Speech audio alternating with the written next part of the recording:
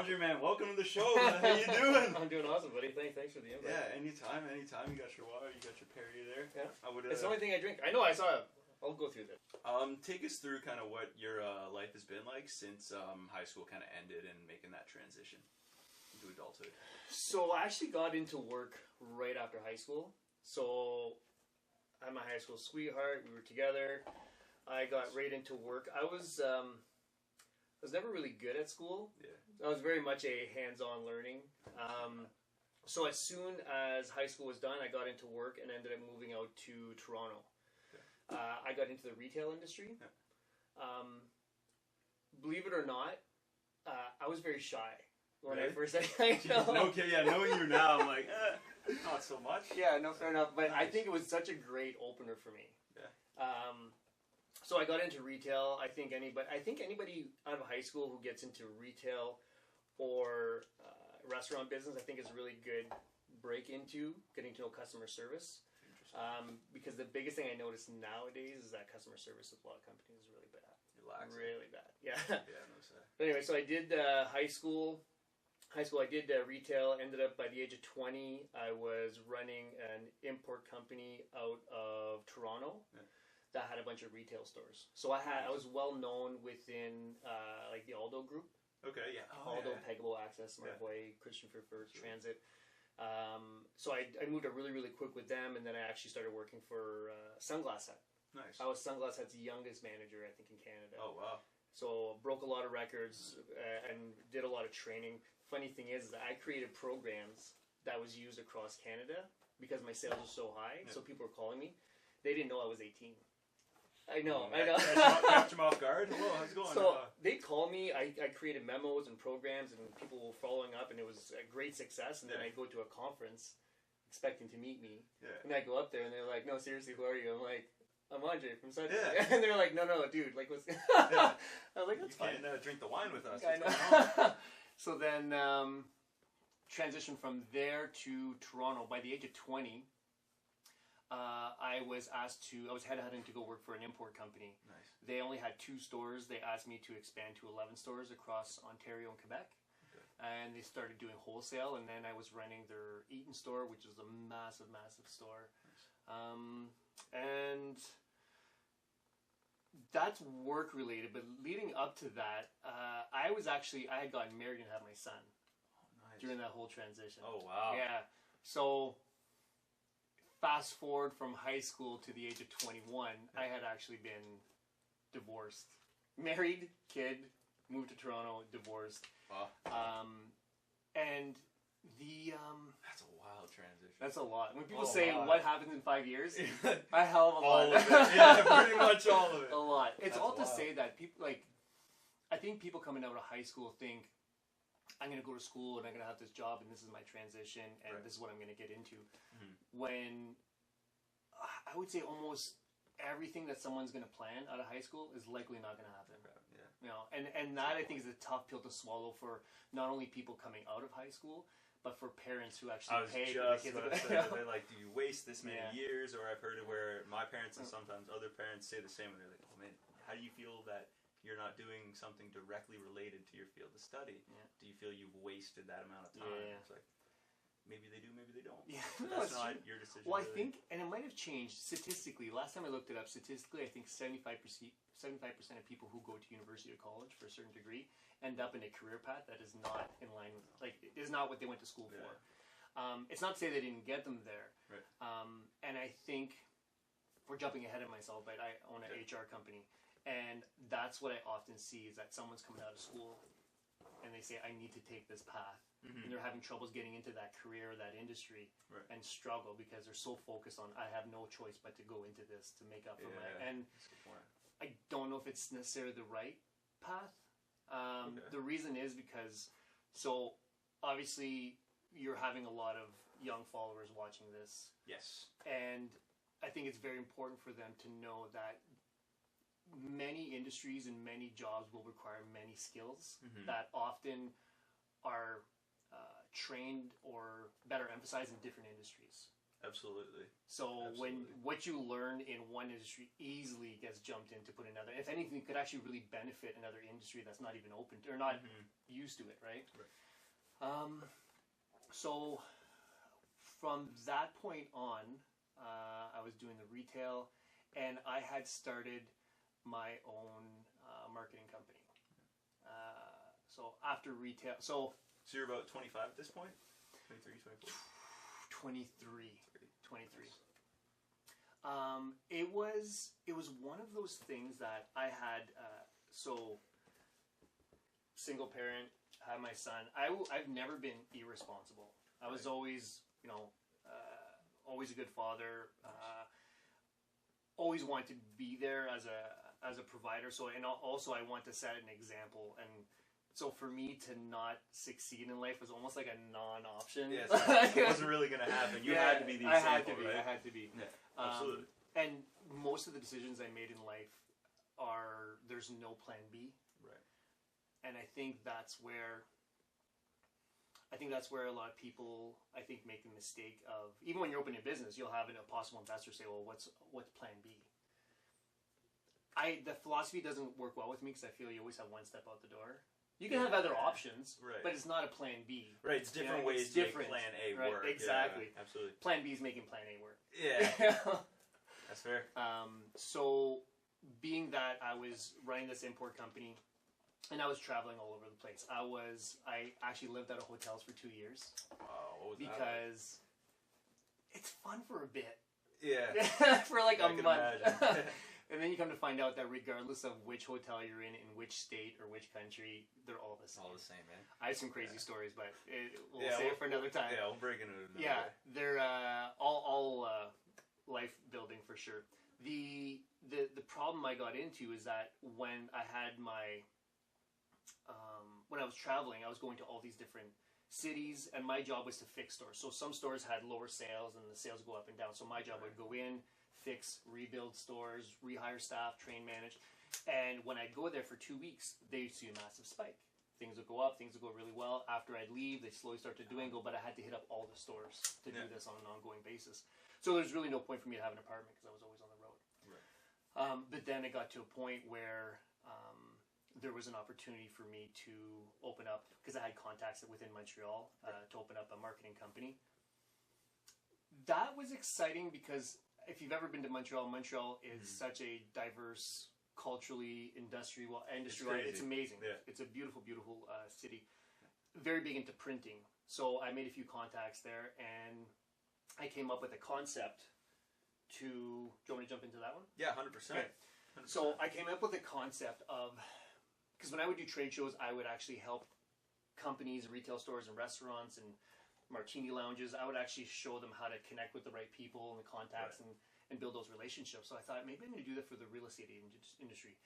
Even though I didn't know the real estate industry, advertising is advertising, regardless of the industry. Yeah, okay. All the kind of basic fundamentals apply. Apply, right? Okay. And most industries want connections. They want contacts. They want relationships. And I thought, because Montreal was a basis for print, they have print houses everywhere. It's very, very cheap. My goal was to create a marketing company that allowed real estate agents to build relationships with plumbers, locksmith, mortgage companies, anything related to buying a home. Yeah. And what I did was, and people will see this around, I started this, it's got to be like 18, 19 years ago. Oh. Give or take, yeah, around 18, 19 years ago. I was one of the first ones to do it, and now you see it everywhere. So it's those real estate folders that you open up, you see your legal papers. Yeah. So those have been around. What I did was I started the concept of printing advertisement on the inside. I did this like 18 years ago. I see it to this day. Like, it started off in the U.S.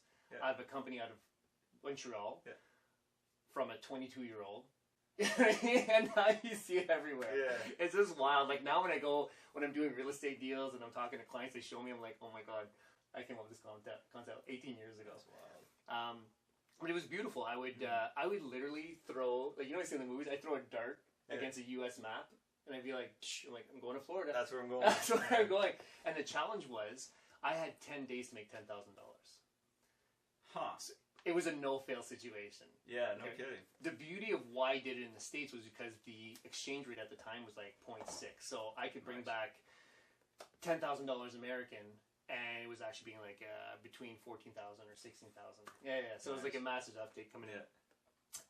And I would hit up 2 cities, 2 projects per month. So my 20,000 a month. So for 2 years, 2 years, I would, some people say, I lived amazing. Again, I lived out of hotels for 2 years, traveled all over the place, made 6 figures, probably because I couldn't spend it. Always traveling. But I lived out of hotels, and again, it's not every story that I have that is crazy is positive. Like there's some, it's just there's a lot of messed up stuff that happens. What's one that comes to mind then that you took a big lesson out of? That I took a lesson in the early stages of traveling through hotels. It's kind of something unexpected. You know what? So I would say what that I'm not going to say out of hotels, but what that job has taught me, because I was working with everything from mortgage brokers, real estate brokers, CEOs of banks. I would do national deals. The reason I say that is because I would work with a guy who's just doing a pest control, who's a one-man show, to the CEO of an international or national bank. Who runs it hundreds of thousands. Exactly. And what I've noticed is that everybody's the same. Yeah? Everybody's the same. Jeez. It doesn't, there are people put on different facades. There's different egos. That makes sense. Even within, like, if you're a one-man show, I've seen people who pretend to be something they're not. I've seen major egos. I've seen CEOs who are the most humble people I've ever met, and I've seen the biggest egos. And what I've come to realize is that because you don't know how someone's going to be, all I could do is be myself and offer a great service. Yeah. If it works, great. Yeah. If it doesn't, it is what it is. But during that process, like I said, things weren't necessarily always that easy. I did a project in Hawaii for a month. Nice. That must have been fun. So yes and no. Yeah, it is. This is. I'll give you an example of what people be like. Oh my God, you worked a month in Hawaii? Absolutely. Yeah. When I arrived, so I would actually negotiate deals with hotels to get me to stay there for free, because I would actually advertise their stuff within the brochure, because people visit Hawaii to buy real estate. Right. Therefore, the real estate agents would build relationships with these hotels, so that when a client comes and visits, you're like, hey, we have a relationship with the Westin, we have a relationship with whatever, right? Yeah. So now, sorry, do you cold approach them about it? Kind of like typically, I would always call ahead of time to set it up. Okay. I got very cocky and said, once I get there, I'll do it myself, because I just really wanted to get going. Yeah. That's where I failed. So here's the thing. I see that. Hotels in Hawaii don't need help. They don't need help. That's a good point. So that's fair. I got there and I spent 3 days over the weekend trying to convince hotels. So I had to stay out of my vehicle. I had money. Yeah. They didn't have Airbnbs back then. Every hotel was booked. Yeah, it's Hawaii, right? No, exactly. And eventually I ended up finding one, and I worked out a deal. Nice. But during that whole process, because there was a timeline difference, they didn't have, so there's a 5-hour time difference. So twice when I was in Hawaii, I ran out of money. So I would always get my assistant back home to wire me money. Nice. But when there's a 5-hour time difference and it's on a Friday, and you realize at the end of the day, Friday, that you have no more money, and you call the office, you can't get a hold of them. There was no cell phones. There was no, can't get a hold of anyone. So now I have no money all weekend. Yeah, me thinking now, I'm like, oh, that seems not a big deal. And you're like, nope. No. Everything in Hawaii is expensive. Okay? I had no money for nothing. So this happened twice. No matter how much I planned, it happened twice. And I'd be walking down the street, and I would have homeless people ask me for change. And in my head, I'm like, you have more money than I do right now. Yeah, I see that cup. I see that cup. Loonies you have. Yeah, you are a very rich man compared to me right now. Oh, that's fine. So I've had very amazing stories similar to that in different states. I've had guns being pulled on me. It's just very, it's a mixed bag. So anyways, it was a great part of my life. 2 years, did really, really well. But then what ended up happening was my son turning 4, I didn't have the freedom to take the time off that I wanted to, because now he's doing evening, like just weekends, right? So I couldn't just spend 2 weeks with him. Right. So I had to make a career change. I ended up moving to Ottawa, living on my best friend's floor in his bachelor apartment with his dog for 3 months because I was just I did well, so I'm like, I'm just gonna relax and figure out what I want to do. Whereabouts in Ottawa? Off of Bank Street. Okay, yeah. I lived off of Woodruff. Okay, yeah. 4 years, yeah. So I enjoyed my time there. I wasn't really in a big rush to find something, and I ended up starting a job working for the world's largest employment agency. Okay. I think they had 700,000 employees globally, wow. And they had a really big presence in Ottawa. So I started working for them. At that point, I had no idea that industry existed. Huh. I had no idea, like headhunting and temp agency, that kind of stuff. I didn't know it existed. So when I was brought in, they asked me to come in to meet up with them because they had saw my file somewhere. And I'm like, does this stuff really happen? They're like, yeah, a lot of companies need that help and support. Somebody to go, wow. I was only with them for about 6 months until I realized I could offer a better service. By myself. Nice. You know? And I was like, you know what? I'm going to do this back home in Sudbury. I had no idea what was here. What was, I just knew that no matter what, I'll work it out. I'll figure it out. Nice. And I think I spent a year doing the business plan, only to realize after making a connection with a certain company, they were like, oh no, there's all this other stuff that you need to do to legally even operate. Yeah. And if I would have known that at first, I probably wouldn't have done it. No. There was a lot. I was already too much into it, already committed to it. But what this company taught me was, this is what you're missing. Laid it all out. But they became a partner of mine.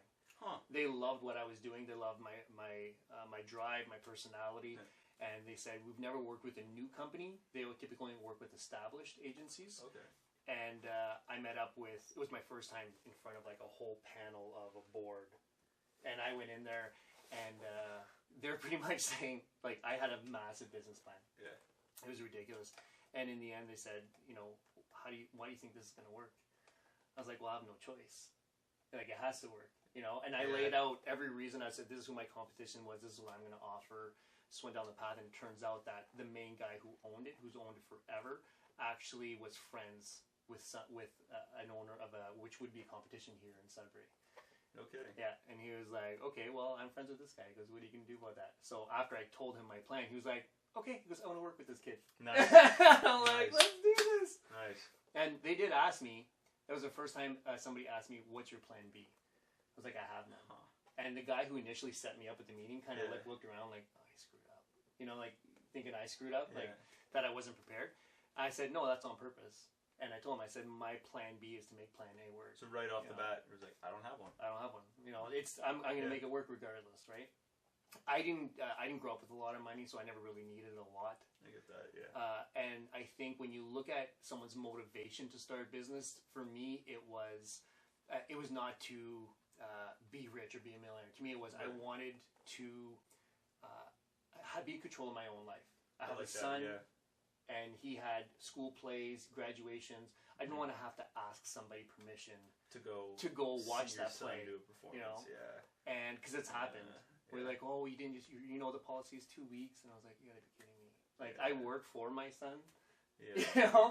Yeah, so you for me, for some person who doesn't know yeah, your son. Yeah, exactly. No, I get that. So I just wanted that. And in my mind, I was like, if I can make enough money and deal with less stress, but have a little bit of the freedom to do those types of things, I'll be happy. Nice. So then I started the agency here in Sudbury in 2006. And I would say, again, so I brought in my business. I actually took my business partner who was working for the same organization. He was with them for 25 years. Wow. And I started working with them. And after about a year of planning, I told him, I said, look, this is what I'm planning on doing. I need somebody who has that accounting type background. Mm-hmm. I could do sales, management, take care of all that marketing. And I said, would you come with me? He's like, absolutely. He goes, because I've been working with him for years. Like, whatever you do, I'm in. Nice. I'm like, perfect. So Yeah. we did with 50-50. He takes care of his stuff. I take care of my stuff. And it's been phenomenal, right? So that's 15 years ago, 16 years ago. And when we first started, again, with the idea of jumping in, and I think if I was to ever give a lesson to somebody, because a lot of people, I think there's two types of people. There's people who overplan, when they want to start a business, and then there's people who even starting anything. I've noticed like anything. A lot of people, they almost work themselves out of it, right? And anybody who, in my opinion, wants to start something, just start. Just start. Just pull the trigger. Just do it. At least start making phone calls. Start making connections. Start making phone calls. Try to see what the possibilities are, because you're going to learn something from every single one of those phone calls. 100%. But if you plan for a year, and then you're like, you've actually worked out all the excitement you could possibly have. Right? Because the whole time you're dreaming of what you want to achieve, and the dreaming of it almost kills the fact of actually getting it. Right, it almost puts it on such a high pedestal that you almost can't reach that feeling. Which segues right into me starting my gear company, Big Bush. Yes. So I've been on Instagram for a year. I had such a really good following of people very committed to the outdoors and adventure and getting outside, and parents wanting to expose their kids to the outdoors, and everyone was always asking me, like, what do you have for this? What do you have for that? And it ended up influencing a bunch of brands that I respect and that I appreciate. But people expected me to be brutally honest with them, right? And then it was only about a month and a half ago, 2 months ago, again, I made certain contacts, and he was like, Andre, I think you should brand your own products. It's like, never thought of it. He's like, yeah. He goes, I could help you. I could source out this, that. I was like, I'm doing it. No kidding. And it was literally as simple as that. I called Cliff at Cliff Notes. Yeah, shout out to him. And I told him, I said, look, I said, I've been thinking about it for a couple weeks now. I have some connections. I could get the gear. This is what I'm thinking of doing. And I'm thinking, do you want to partner up with me to do just the market? You take care of the marketing side. I'll take care of the whole other business end of everything else. Because I did do trade shows. I did push out products. I did, and I'm already pushing other brands, and I already have a huge following. So I don't think there was a hesitation from him one bit. Wow. He's like, dude, I'm in. Yeah. And those are beautiful things, and we've hit the ground running. 100%. Yeah. The cool thing too is that the page that I opened up for on Instagram, Big Bush Company, it's a gear company, so we're selling our products. It's not even out yet. But my whole goal with that page is to show people the behind the scenes of what happens when you're building a gear company. It's a lot of fun to watch, man. I haven't seen anything like that out there. No, 100%. Which I think is like, how often does that happen, right? Especially nowadays. Oh, I know. And it's and I go on lives every once in a while, and they say the same thing. They're like, dude, I'm committed to whatever you're doing, and I don't even know what you got. Whatever it is, I'm in. I've come to it is on purpose. It wasn't by accident. It just came out of it. I've learned over time that there's working smart versus working hard, right? Nice. You have that on Yes, sir. Not everything solo. Yeah, no, for sure. Not everything solo, but also, like, if you can do the analogy of, let's say, a sports athlete, right? You have someone who's past their prime, and let's say a hockey player who's in their late 30s. How are they so good, but they don't have the same stamina, the movement? Why? It's because they play smarter. You know, they position themselves more. They you know, so they have to put less work. So this 18-year-old's running around like crazy. This guy's like, I've seen this play a million times. I'm going to position myself here. I'm going to toss it this way. I could read you a little bit more. That comes over time, right? So he's not working hard. He's working smart. Interesting. Right? Whoa. Yeah. I like that. I like that. So the same idea with me is that I've been doing this so long. I'm not. My intention is never to get into the trenches ever again. And I've come to realize that my strength is not in physically doing the work. My strength is building teams and matching up together teams to make things work. Cool. And whether it's a team of 2, whether it's a team of 5, it's whatever works. I also have a software company that we didn't touch on. So that I have 5 partners. 1, 2, 5. 6 of you? Yeah. Nice. So there's 6 of us, all with different strengths. They're all entrepreneurs. We're actually all have our own businesses. They're all bringing something to the table. And again, you cannot go into business or decide to go down a path in your future thinking I could do it all. Okay. And it's just, if you do, I think people end up getting crushed eventually. Their dreams get crushed. One comparison I could have, if we have time. Do you have time? Yeah, 100%. Is my, for example, with my dad. He's not with us anymore, but he did construction his whole life. Amazing at his job. Everyone in the city knew it. He was a backhoe operator, and this man could do amazing things with the backhoe. Okay, he got later on in his life, and only later on, like we're talking in his late 40s, early 50s, did he decide to go on his own. Built a crew, great reputation, did well. where I don't want to say he failed, because he didn't fail, where he could have done better and what he struggled with was him wanting to do everything on his own. Yeah. Because when he was working 60 hours a week to make a living to pay for it, he was actually putting an additional 40 hours to do the stuff that I did for a living, which was payroll, remittances, WSIB, claims management, risk management, all these things that he doesn't, that's not his focus. Thing. Yeah, right? So it takes him longer. But then you lose the passion of what excites you. Yeah. Right? That's when you have to delegate that. That's when you have to delegate, right? Okay. And you have to come to, that's where people have to put their return on investment, where you say, okay, well, if I could only afford this business if I put in 100 hours a week and I'm burnt out, is it really worth it for me? Right. But if you're making enough money that you could delegate, and that stress gives you the reward of allowing you to do those things you love. The balance. You know what I mean? And a lot of people talk about the work-life balance, and I think that's way more relevant with a business owner. Mm-hmm. And I think people often sometimes think that being a business owner is either it's easy or it has to be a super big company, and it doesn't have to be either. It could be a small company that kind of feeds your passion. Mm-hmm.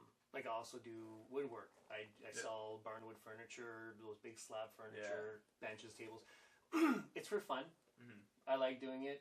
I don't make it a business because it's actually something that I truly enjoy and passionate about. Nice. And the idea of you asking me, hey, can you make me a table? And I make it, and you're like, oh, I don't like this corner. I'd be like, I'm not interested anymore. Yeah. I'd rather create something. Table, Do you want it? It's all yours. Yeah. You know? If you don't, well. Yeah. It's too bad. Yeah. Firewood. Yeah. No, for sure. Nice. I think that's it. Like the working smart, working hard thing, I think is really important for not only just career paths, but I think just starting your own business. Absolutely. So that's it. Let's backtrack a bit to what time in your life did you get started on the survival skills and the survival guy? Like my personal personal page stuff. Yeah. So I grew up when I lived with my dad. I lived on the farm, so I was always exposed to acres, and you're pretty much just creating cabins and just being out all day. When I lived with my mom, we had 100 acres on North Bay, which we still have today. Wow. That we have a hunt camp, a sugar shack, a bass lake. It's pretty sweet. That's sick. Yeah. So my brother takes care of that. He lives out there now. But I was always exposed to it, but we never called it anything back then. Like when you were younger and you built forts in the bush, it was never called anything. It was just like, we're gonna go in the bush, build a fort. Yeah. You know. So for the sake of this conversation, we'll call it bushcraft, because that's like the term everyone's kind of using. Which there's different understandings of what that means to different people. The basis of it is really just going back to the roots of using nature to enjoy nature, right? Huh. Okay. So it's not necessarily there's real raw bushcraft people who don't have phones or who are not on social media because they're out there living in the woods, and they're living off the land, right? And then there's the modern bushcraft, which is kind of like what I consider. So bushcraft people really love gear. Like they love their pans, their fire steels, their tarps, and they like to everything. So it came about. Do you want me to jump into how I got onto the Instagram side of it? Because when I started, like I was in Scouts when I was younger. Yeah. I didn't really like Scouts. Yeah, we can hop into that. Yeah, I didn't really. And I'm not knocking. I don't know what the Scouts are like now, whatsoever. Yeah. Back then, it was just so much of a large group, and you learned so many little things. But when you're so young and eager, you want to learn so much. I didn't think it was really given. Yeah. They weren't giving the attention to the things that you really wanted to learn. I get that. Right. Yeah. So just as I got older, I would say maybe about 5 years ago, it really came to a time where I got so busy with all my companies. I have 4 kids. Yeah. Life is just hectic. And once in a while, I would go for a walk or a hike, or I'd go hunting. And I would just be alone. I'd just be alone, and just euphoric moments where there's something that spoke to me, and it's really hard to explain unless you've experienced it, because I feel like it was there at my fingertips the whole time. I feel like I took advantage of those opportunities. because now as an adult, it was like hustle and bustle and forget what really feeds your soul. It's almost like a freedom feeling. Oh, when you're removed from the space, and this is why I want to get into it, because I ran canoe trips growing up. Yeah, for sure. Like through summer camps and outdoor centers. So it's like, oh, this is the guy I want to talk about this. But so I know exactly what you mean. Like you can't see cars, you can't hear them, you can't see street lights. Yeah. You can't see, like, you're above on like a hill or on a mountain, and you look and all you see is tree as far as you can see. Like, you know what? I'm good. Yeah. And you're completely reliant on you. 100%. Right?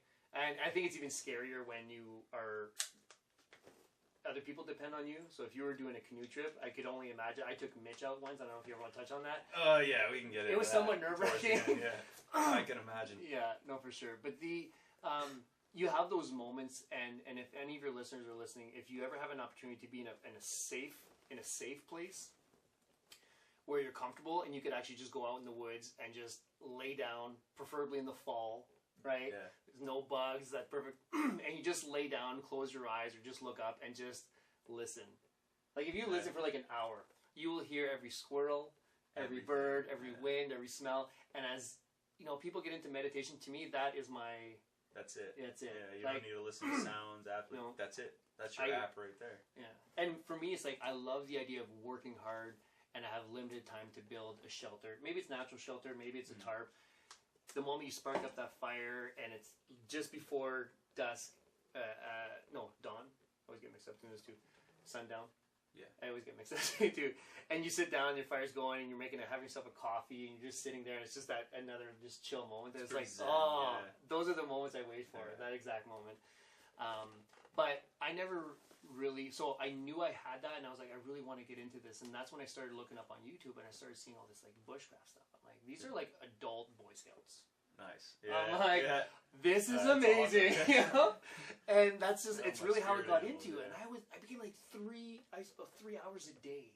Whenever I could. Yeah, I'm looking up, just that, couldn't take it, like 2 years of just obsessing, you know, seeing, learning. I didn't even know people were doing that type of hammock camping. I didn't know people doing tarp stuff. I just I knew what it's like to go and camp, but not that level, right? Yeah. Like sleeping outside in the snow right next to your fire and just having like a bivvy or just wild. And I was like, I gotta do this. And I'm gonna tell you my very first time I did a solo overnight in the woods.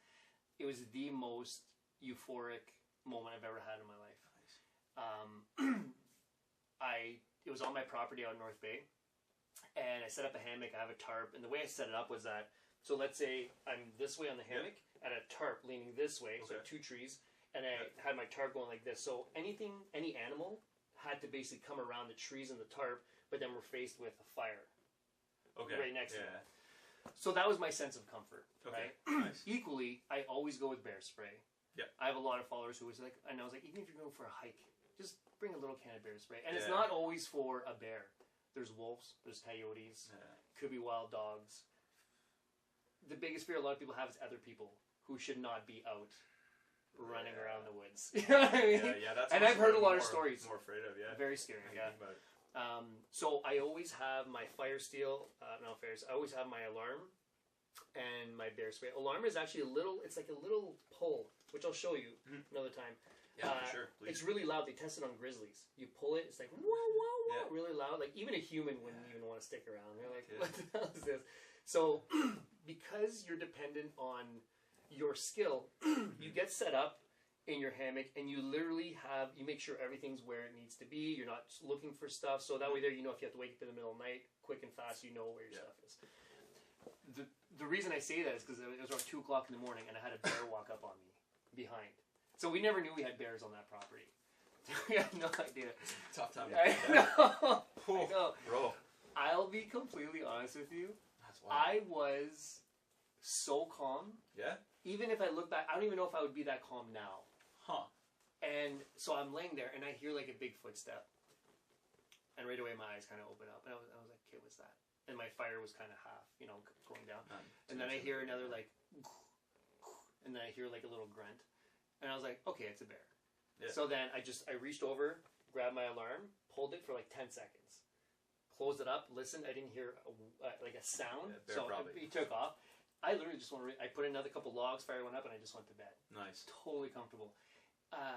And I woke up in the morning, waking up, like just stars above me, and wow. The smell from the woods, that morning air, Yeah. the side heat from the fire. I just pulled it like. Man. I got goosebumps. Yeah. Like, as well. No kidding. It's just like such a wicked feeling. It's amazing. It's just like it's a different world. And I got up feeling like king of the world. I feel like at that point I was like, you know what? If I get lost, I'm fine. I don't need to panic. I'm comfortable. It was one of those things I just feel like I had to do. The fear is bears, and then you're like bears, oh, and you know what? Some people it's nighttime in the woods. Yeah. Like I've heard stories of adults, grown men who hunt, fish, do everything, who went on big snowmobile parties where all of a sudden something breaks down and they say, okay, well, we're going to stay overnight. Full panic. Like have to pin you down, like, freaking out, ballistic. Yeah. Like some people, the idea of being alone in the woods, that's maybe because of past experience, I don't know. I'm claustrophobic, so, you know, if someone was to, like, hold me really tight, I lose my life. So, whatever the reason is. But it's just, at nighttime, animals, the forest is different. The forest is quiet at night. No one walks around. There's no squirrels, there's no birds. If you hear something, it's a raccoon, porcupine, or a bear, or a deer, or something like that. But that was like the craziest, my first night, which I think to me really solidified my passion and love for doing that. Nice. And from that point on, I started my whole. I became an influencer for certain brands. I started my Instagram page. With that, I ended up meeting so many great contacts, including Cliff. Because of Cliff, I ended up going to a UFC fight where I met Mitch. Yeah. And what happening was I turned 40 last year, and my plan was for the fall, August, September, to do a solo Alaska hiking trip. Wow. Which would have been epic. Yeah. You know, you drive to Alaska and then start? No, fly, and then I had a guide who was going to meet me, drop me off, do a couple photo shoots while I was there, but then from that, just take off. My goal to this day, I want to find an epic place, and I think it's going to be Alaska, is I want to climb, I'm not talking like a mountain peak, I want to climb a hill where it's kind of clear at the top, where I want to see the sun. I want to go down to bed and watch the sun, because I'm obsessed with sunrise and sunsets. 100%. So I want to see it go down, and I want to wake up to it coming to the other side. And I'll be like, I'm going to feel like that's a life accomplishment. I need to do. And it doesn't, it's only effort. It's not a money, it's not nothing, it's a skill set, and it's just wait for it. Yeah, and you can develop those skills 100%. For sure. Yeah. But doing that trip, it got canceled because there was fires over half of Alaska, and most people didn't know about it because Amazon was half on fire. So no one gave a shit about, or no one cared about Alaska. And the rainforest. And so that kind of took precedence. So I had to cancel my trip, and then Mitch was training me at the time. He was my personal trainer because the whole point was to train me for endurance, right? And when it got canceled, he's like, what are you going to do now? I was like, well, I'm going to basically create a trip where everyone on Instagram dictates what I do and where I go. I like that. So they ended up, every day I'd put up there, say, do you want me to be in Calgary or Northern Ontario? Do you want land or island? Reception or off-grid? Food, no food. Pillow or no pillow. That was Mitch. That was Mitch. Yes, sir. I feel he kind of really like sullied that whole you know, and it got to the point where Mitch is like, you do cool stuff, I want to do this with you. Yeah. I was like, it's not up to me. It's up to the followers on Instagram. I swear to you, I really didn't think they'd vote for him. No? No. I thought there was going to say, hey, Mitch wants to do it, yes or no? Well, it started off with Mitch putting out there, he's like, hey, Andre, he goes, I want to go on your trip with you, and I want your followers to vote. So I reposted it. I was like, hey, guys, if you guys want Mitch to go, if you think this is going to be great, let him know. Like, it was like 98% said yes. Wow. And I was like, oh, no. You're like, crap, I don't want to bring this guy. Because I had no idea what his skill set was. And I had his friends and family say, dude, you're going to experience a lot of messed up stuff. And Mitch goes with you. So I was like, let's do it. Because I'm a big believer. If everything goes as planned, it's not as fun. Like, it needs to be, I don't like, you know. Yeah, I don't like planning. So the end result was my followers pick I have to bring Mitch. I have to bring Mitch. Yeah. We were allowed to bring a canoe. It was on an island, remote, Northern Ontario, no food, minimal gear, and no food, I was allowed to bring a fishing line, no fishing rod, no bait. You can bring a hook, like a line. Yeah. Okay. So, but if we didn't find any bait, we couldn't find anything, right? Yeah, fair. So we found the island. We finally got to the island we wanted to. We walked across the island. We spent a couple hours walking the whole thing, the whole time looking for grubs, frogs, something. Something to catch, Nothing. Nothing. Oh, no. Yeah. So after we did the tour, we figured this is going to be the best spot. Right. You know, we feel, okay, sunset's going to go down here, sunrise, wind. It's very important when you set up a shelter, like, just how you set it up, period. It's going to be so nice on it. So we literally, I know it sounds romantic, but we slept under the stars. Okay? So created this really cool elevated platform. Okay? I don't know if you ever saw the pictures, but it's a really cool elevated platform. We almost did like a tripod. Yeah. Where we had a platform. Yeah. We picked up or pulled apart 1 foot thick moss, peat moss or something. I don't know what it's called. We basically spent hours rolling it, making our whole bed on top of it, right by the fire. We slept phenomenal. Nice. We didn't eat though, because we had nothing. The next day, while we were going through the water, we realized there's crayfish. Okay, perfect. Let's do crayfish. Unfortunately, for me, Mitch is terrified of crayfish. No kidding. Terrified. Dude, I'm going to use this. I'm going to use this. I was so waiting for this moment. Then he roasted me a week ago being afraid of snakes. And I'm like, are you serious? Dude, if that's the one thing, though. Like, he's got crayfish, some people have spiders. I have video of him being like, I was like, you're afraid? He's like, I'd rather get punched in the face. He was putting his hand in a bag to pick one, and he was like terrified. He's like, you should see the size of this thing. And it bites him, and he screams.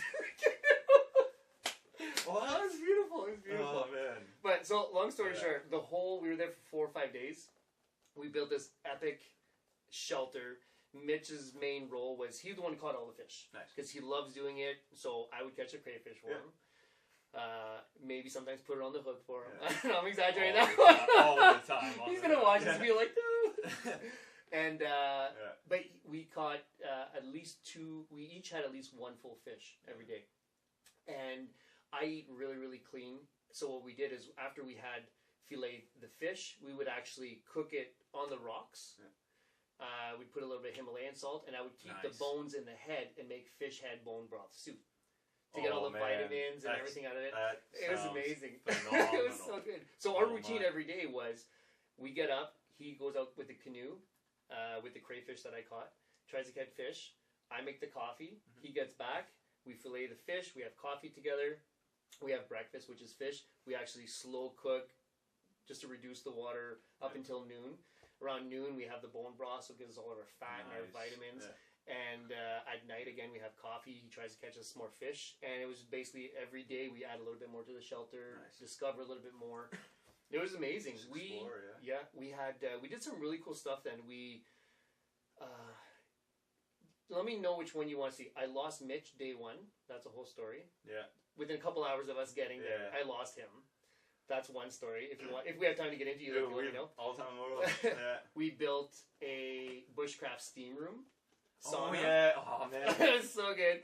I'm like, the moment I came out with that, the amount of response I had globally, I had people from all over the world. They're like, dude, if ever you go somewhere, I want to go with you, and we're gonna do this exact same thing. I'm gonna do it every trip. I'm gonna do it. So like a steam room sauna. I lost him. What was the other big thing that we did? Oh yeah, and day 3 or 4. It was one of the scariest things I've ever been through, which was we almost had hypothermia, and it was very, very critical. So, which one of those do you want to hear the story? If you want to hear any of those. I know Mitch's version of the getting lost. I'm sure we'll talk about that. Well, it is 2 perspectives. For him, he was like, I was going fishing. What's the problem? Yeah. Right. The thing is with me, and I'll try to round out the story. With the sauna one. You want the sauna or the losing him one? The sauna one. Okay, the sauna one. For sure. So I had brought a tarp because I knew a smaller tarp. I knew I wanted to attempt to do this steam room sauna, even though I didn't want to be part of the shelter. So what we did was I actually took small little greenlings or whatever, just like really thin little like weed trees, and really thin ones. And what I did is I bent them and ended up tying. Like I started off with 2, tied the top, just with like roots, string, or whatever like that. Basically made a bird cage. Okay, that was just big enough, maybe like from here to there. Made a bird cage with a little opening, put the tarp over top, and Mitch found two big rocks that we each sit face to face, and then we just basically found a place where we could put all the rocks. But what we did was the fire was just off to the side, so we spent hours we found the perfect size rocks, heat them up while we cooked, while we did everything, and then later on at night we were right by the fire. We'd take a stick, two sticks, and actually pick up these rocks, put them right next to us, hop in, put over the tarp, grab our little container with water, and just steam would just come over. No! The water was so cold, you couldn't go swimming on your own, but because you got the steam and the heat, we went for that and we jumped in, and it was like, you'd come out, and it was just like steam coming off you, and it was amazing. That's it was wild. Like a bushcraft spa. Yeah. You felt like $1 million. It was amazing. Where'd you come up with that idea? You see it? No, I just thought of it. Yeah. You know, like there's because the concept seems like relatively manageable to do. Oh, it's super easy to do. Well, if you compare it to First Nation people do sweat lodges, right? It's typically men with the tarp and a big teepee. Where for me, it's a big process and it's a ceremony. Whereas for me, I just needed a dome to get a little steam going, right? And I'd say it's relatively easy. And I think it could be very easy accomplished making almost like a tripod or a four tall branches, right? I just did that cage because in my mind, I wanted to see if I could make that cage. Because the cool thing is, we just wherever we wanted to go, if it was sunrise or sundown, depending on which side of the island, we just pick it up, bring it over the other side, put it over the tarp. Nice. It was awesome. Yeah. We had so much fun, and it was amazing. I think that is something I'm always going to remember. And it's something I'm always going to try to do. Nice. Right? Especially when you have you're hot, you're sweating all day, and it's just like that muggy, refreshing. Yeah. Oh yeah. And it was late August, beginning September. Yeah. Can't remember exact date, but it was amazing. Nice. So is that the pneumonia one? You want to hear that one? Yeah. Okay. Yeah. Let's get into that. So it was the third or fourth day. And we were out looking for crayfish, and all of a sudden it started to rain. No, we don't know the forecast because we don't have reception or anything. Clouds start coming over, and then it just starts to rain. The whole time we have our fire that's set up, which is fine. But then it's just like torrential downpour. Yeah. You're fine, but on our way back, we were like halfway down, going down the island, we realized our fire. All the firewood's out. Our fire, everything. So in other words, we're going to go back to no fire, and all the fire we collected is soaked. So basically we've worked for nothing. Mm-hmm. The biggest concern I have, and like Mitch was like, "Oh, no big deal. Like we'll just," and I was like, "You don't know, you don't understand. It's like it's going to go down to +5, which a lot of people don't realize. Your fridge is +5. Yeah, that's cold. Well, that's if you're wet, and it's +5, it's hypothermia. Pouring rain, +5. Yeah. So when we get there, and I told Mitch, I was like, "When we get back, it's go time." He's like, "Okay," and I'm like, "This is not," and we weren't joking. Like, and I was like, "This is no joke." It's like no. And Mitch knew, and he was like, "What do you need me to do?" I'm like, "We just have to find dry fire." He's like, "How?" And so we found dry firewood, or created dry firewood. Just how you collect it. Collect it underneath like deciduous trees, or see, a lot of people don't realize that when a tree gets wet, it's the outside of it. Peel the layers. So you cut it and you cut down the middle, and you keep on opening them up, and then the whole middle is all dry. Yeah, right? It's just the outer shell. So out of a log that's this big, once you actually cut in half, you have your triangle. You just cut the So then we stored it underneath. And then we created a whole fire, and I actually took wax canvas, the one that I bought for the steam room. I actually used that. That's when it's my first attempt at making a wax canvas tarp. We actually put the shell over the bird cage that we use for the steam room, put it over the fire. Smart. Okay. Yeah. So now the heat, it's fire resistant. Perfect. Right? Yeah. So it's fire resistant, small one. Yeah. We actually slept the best that night. The best that night. Oh, that's wild. Because we stopped the wind, we stopped the rain, we had the heat, coming over. And then the next day I showed Mitch the concept of actually building a long fire but with a high back, and how much it actually projects back into our tripod dome. Yeah. It was amazing. Nice. It was so good. Yeah. But we have pictures of us just like drenched and soaked, and we just like, but experience of a lifetime. Yeah. For sure. Nice. Yeah. So it was like a 5-day trip, or was it like the weekend trip? No, it was I felt it was longer than 5. I think it was 5 days. Yeah. So this year, because I turned 40, my goal was to do Alaska, and I didn't get to do it. So this year I want to do it, and Mitch was like, "I want to go with you to Alaska." So I might make it an annual thing where Mitch goes. That'd be pretty cool. Yeah, that'd be pretty cool. He was pretty excited about it, so we'll see. Yeah, not only that, but kind of stuff. my business partners, including my family, wasn't too keen on me going to Alaska by myself because all the grizzlies and all the and there's mountain lions. I know. But it's one of those things that oh man, I feel like I like the idea of pushing myself. Obviously, I'm not gonna go into Grizzly Canyon. I'm gonna try to have like. I'd bring like a 12 gauge if I were you too. Maybe see if I can get away with one. See there. if the followers like you. Yeah, we'll see. But yeah, I don't know what the rules are to actually, if I'm allowed to even bring in a gun, right? Or can I not bring a gun but get one when I'm there? I don't know. I'm sure you could. I mean, it's Alaska. Yeah. It should be fine. No, I know for sure. Close to Russia. Too. Yeah. Hop over for it. Yeah. Oh man, that's crazy though. Because I remember back to what you said earlier with like solo, and then running like trips with people. The first trip I ran that was not an overnight. It was I think I was like 19, and I ran it with another woman. She was I think my age, and it was overnight. It was like four nights, 5 days on. Just the two of you, or do you have people? Two of us, and we were running because I was running a leadership group, and there were three of them, so they were all 15. Okay. And so me and this woman who I met like a week ago now have to run these three 15-year-olds through a kayak trip around this island in Lake Huron. And so we're like, okay, that's the battle. Now, with depending on somebody, and I like what you said, because this is where the story gets inspiration to tell, is you can't really depend on anybody but yourself in those situations. True. It's you and what you know, and we're kayaking in Lake Huron. You could rely on someone. Yeah. You can't depend on Depending is a little... There's the line we can play with, right? For sure. So I remember this kid, Connor, I think he was one of my favorites too at the time. He, no, we don't pick favorites, but anyways. Yeah, so... Connor, you're the favorite. Connor's the best. He was just a really funny guy, and he knew when to kind of like bite down on the mouthpiece and like do the skills we had to do. So anyways, we're paddling around, and we get caught a bit further away from shore, right? And we come up, and it kind of comes around, and the island it opens up. Okay. And so now we're in like the abyss of Lake Huron, and we're supposed to stay close to shore, right? So waves are all right. But as we come around, Connor's boat kind of drifts out and back, and he starts freaking out, and she's like, I can't do this. I can't get... I'm like, man, I'm in a kayak too. I can't...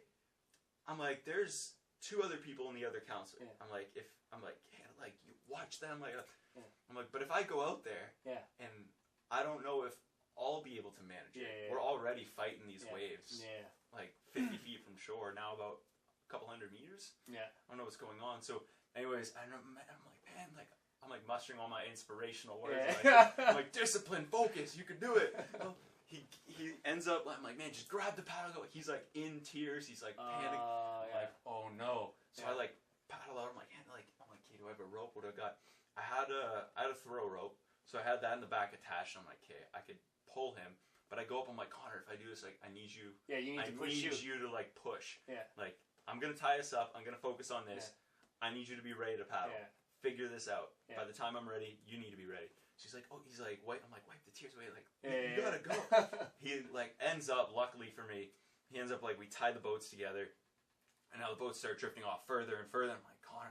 Yeah, the whole time he's going, And he's like, man, like I can't. I'm like, I need you.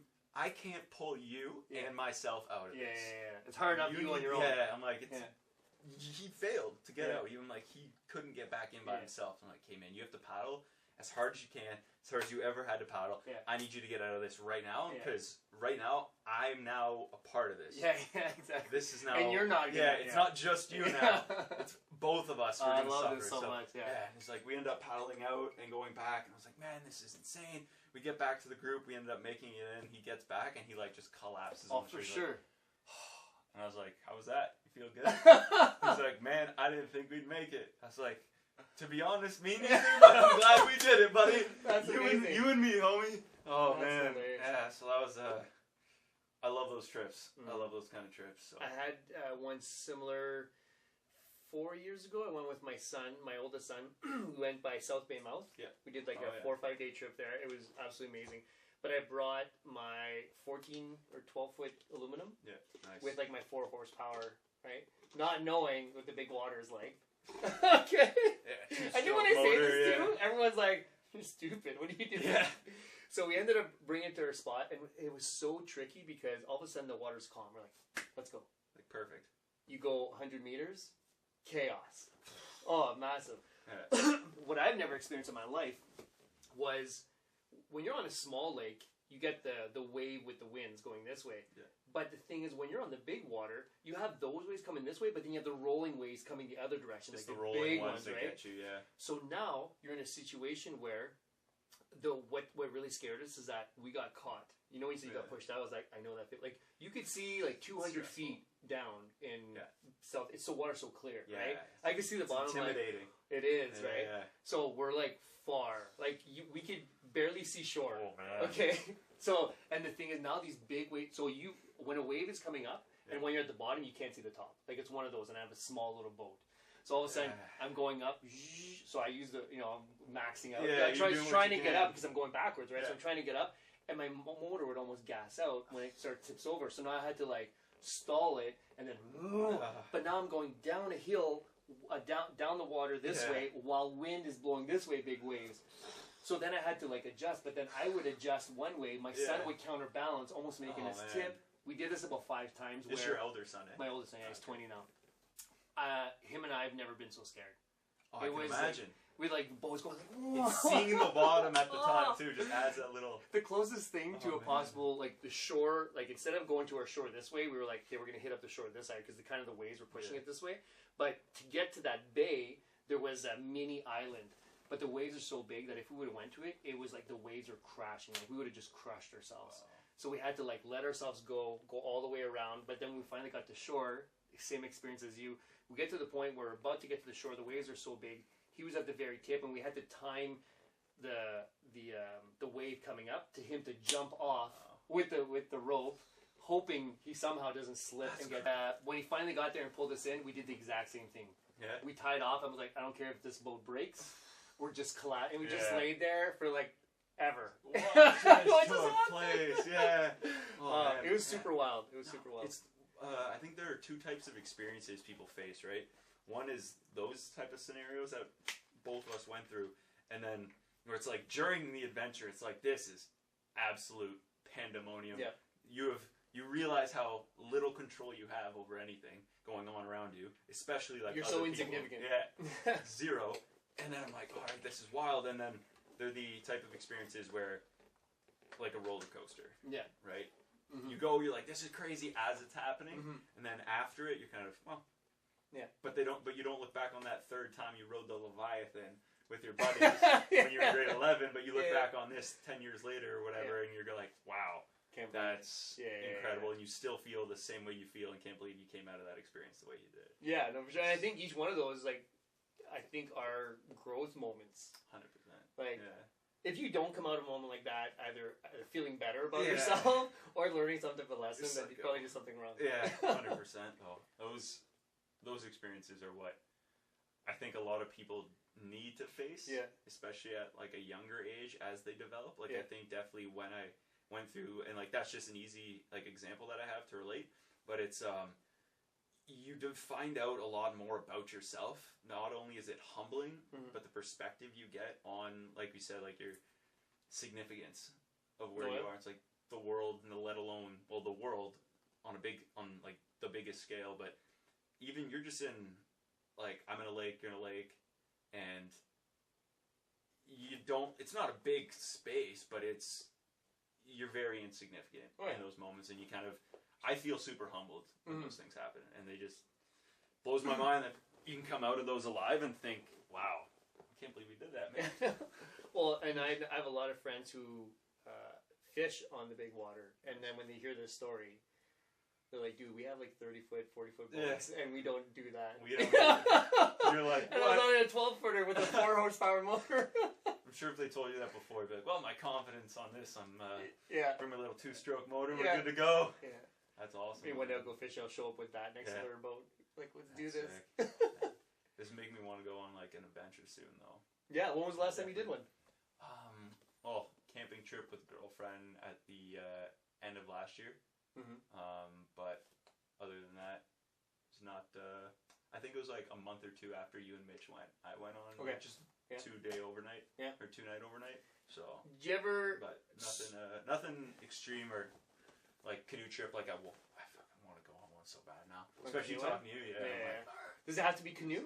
Doesn't matter. No, because I did kayaks. That one that I was telling you about. Yeah. So, but canoes are just something. I have very easy access to canoes. Yeah. So that's about it. Because I want to do Alaska this year. There's one that I've been wanting to do, which I found out this woman has a huge acreage. Nice. I want to do horseback. No kidding. So if I do that, would you want to come? Yes, please. Yeah? Yeah, I've ridden horses before. They're sick. So I just, to me, I'm not looking for, so I grew up with horses, but to me, riding a horse is kind of like riding a bike. Mm-hmm. It's just, it hurts. After a while, crotch, I can never get the momentum right. Even on riding a bike, you can callus it up. So for me, just the idea of like lightly packing, still minimal, right? If we find a stream or a lake to fish, great. But the whole idea is just bringing minimal gear, essentials, and it's just basically setting up. Like I just want to ride a horse, find a spot, do your shelter, have a fire, grab some grub, talk with friends. Bring a photographer, bring a videographer, do whatever. Just record the whole thing. Nice. And I think I want to do that. I want to plan that trip kind of like almost like for Big Bush. That'd be sick. And then just kind of record and put it out there. That'd be pretty sweet. It'd be fun. So if I do that, you're going to come? 100%. Please. Yeah, absolutely. Yeah, those type of trips are something that I want to meet, and thankful for the show. I'm able to meet people like you, and especially like Mitch and stuff, and able to work on different projects and just discover people who are very passion driven, and that's what I found. I like getting involved in stuff like that and meeting type of people like that, and I think that would be absolutely insane. It'd be fun. I think it's sweet. Like I got cameras, all videographer, everything. Oh, yeah, wicked. Yeah, that's cool. The whole thing, whatever you want them in. Yeah, cool. Yeah, because a lot of the plan with what I want to do with Big Bush, I want to do different adventures, even if it's one day and always have. So if you're coming, you want to do that, that's it. You'll be that person. For that process. So it's actually I'm like for that one for sure. I want to do it where I don't want to control or dictate what we'll call it director type. Like if you know the trip and you're like, okay, let's do it like this. Let's get from this. Let's see what you come out with. And then every other trip, I'm going to do it different. They're going to have a different angle, different perspective, different. I like that a lot. Yeah. And I want to touch on it earlier, but the one thing I noticed, and I can't remember who said it. I think it was like Casey Neistat in one of the videos. He says, if you don't plan anything, or if you don't plan a trip, what you're saying is anything is possible. Yeah. And I love that. Because when I went to Europe, South America, everything, like, I've gone on planned trips, very planned, like down to the hour trips, and I've gone on trips that are, let's go to, we could drive to Sarajevo tonight, bro. Yeah. Like, that's just a video I'm working on now, so I thought of it, and I was like, man, we didn't really plan much of the Europe trip I went on. And it's like, no, but we planned a lot on that South America one, but then if you go on different trips and you don't really plan, it kind of gives you that ability that cool stories can happen, right? Yeah. Well, I have one where I'm on the fence, because I had a female follower that messaged me. She says, would you ever do an all-girls trip? And she goes, because I have friends who, it's not that they don't, I think it's more that these women are very independent and they just want to challenge themselves, kind of like what I did with me and Mitch. I like that, yeah. Just for pushing themselves. They know they can. But the idea of me showing them certain, either setting up a shelter, how to use a fire steel, or just like I don't think people want or need to know everything, but they want to have the confidence of not panicking if they're in these situations. Right, like that snowmobile story. Yeah. So to me, I was like, yeah, that's great. Now I already have, I think, maybe 5 to 6 women who are already. So it's just to do, and I've thought about, I was like, okay, where am I going to go? And I was like, I feel like I might not want to plan it. I don't know if I want to go somewhere that I know. Yeah. I want to like if I'm experiencing a new environment. I want to know what they're feeling. It's real. Yeah, it's real. It's not like, he knows. It's all. They might have that. Like, over the hill. Andre knows where we are. We're fine. Like, this is all new. We're doing this together. Yeah. You know what I mean? So whatever I'm experiencing. That'd be sick. Yeah, I hope so. I think it's something. I want it to be an experience. Anything that I do, I want it to be where that episode that time is never forgotten. No kidding. No, the experience is. That sounds sweet. Yeah, so I got a few things